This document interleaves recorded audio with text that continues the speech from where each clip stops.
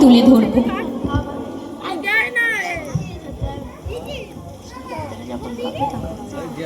এসেছে শরৎ, হিমের পরশ লেগেছে হাওয়ার পরে, সকাল বেলায় ঘাসের আগায় শিশিরের রেখা ধরে, আমলকি মন কাঁপে যেন তার বুক করে দুরুদুরু, পেয়েছে খবর পাতা খসানোর সময় হয়েছে শুরু,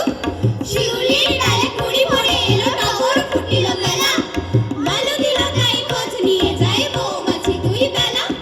গগনে গগনে বর্ষণ শেষে মেঘেরা পেয়েছে ছাড়া,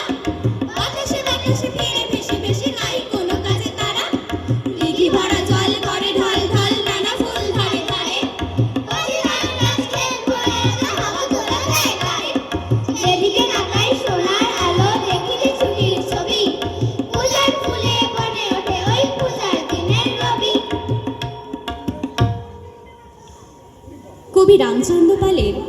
শরৎ স্বাগতম এমন একটি কবিতা যেখানে শরৎকালের আগমনকে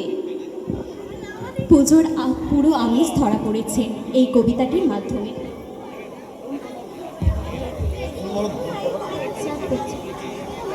শরৎ এলো সোনার মেঘে সোনালি সরগম, অন্যরকম সুরে এখন অন্য উচ্চারণ, অন্যরকম আলো ছায়া, অন্যরকম ধাঁধা, অন্যরকম